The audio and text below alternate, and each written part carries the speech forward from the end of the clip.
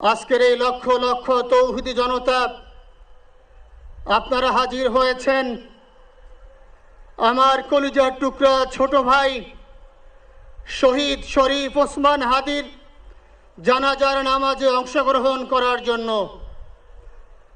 সম্মানিত হাজিরিন, আপনারা জানেন শহীদ ওসমান হাদি তিনি স্বাধীনতার সার্বভৌমত্ব রক্ষার জন্য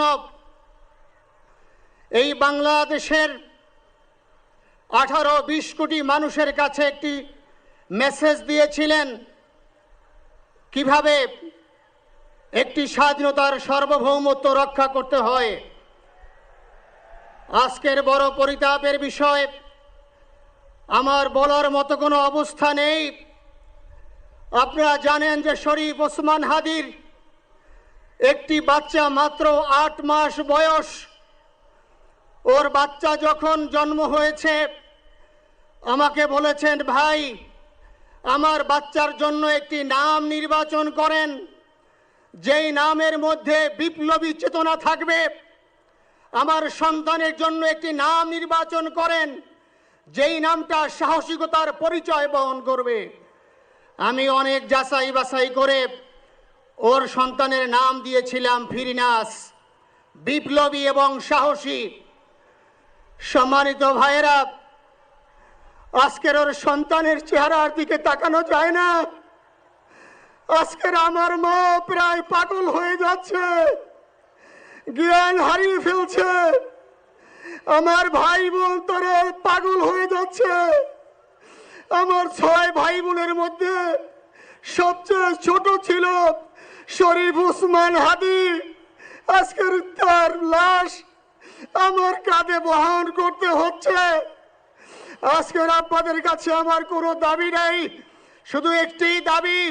7 থেকে 8 দিন হয়ে গেল দিবালোকে প্রকাশ্যে রাজধানী ঢাকায় জুমার নামাজের পরে খুনি প্রকাশ্যে গুলি করে যদি পার পেয়ে যায়, এর চেয়ে লজ্জার আমাদের আর কিছু নাই।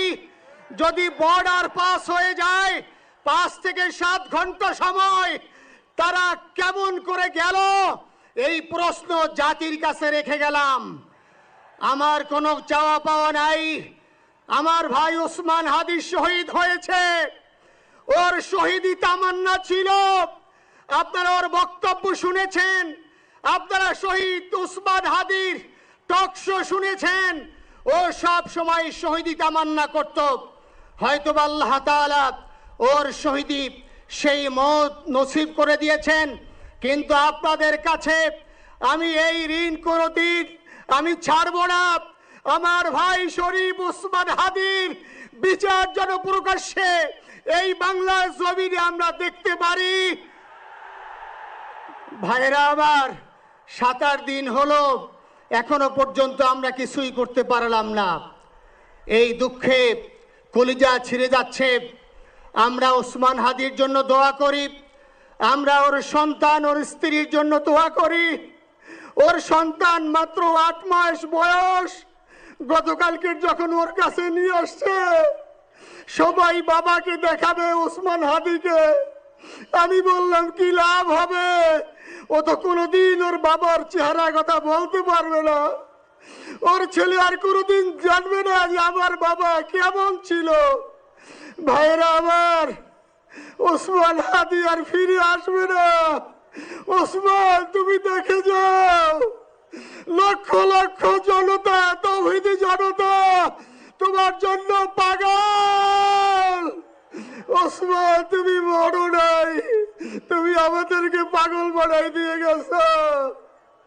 আল্লাহর কাছে আমরা সবাই দোয়া করি, আল্লাহ যেন আমার ভাই শহীদ শরীফ ওসমান হাদিকে জান্নাতুল ফিরদাউসের মেহমান হিসেবে কবুল করেন। আল্লাহ তাআলার কাছে দোয়া করছি, আয় আল্লাহ তাআলা, আমরা যারা বেঁচে আছি ঈমানের সাথে স্বাধীনতার সার্বভৌমত্ব রক্ষা করে তৌহিদের দ্বীপ বাংলাদেশকে যেন আমরা রক্ষা করতে পারি, সেই তৌফিক আল্লাহ তাআলা আমাদের নসিব করুন। আপনাদের সবার কাছে দোয়া চাচ্ছি।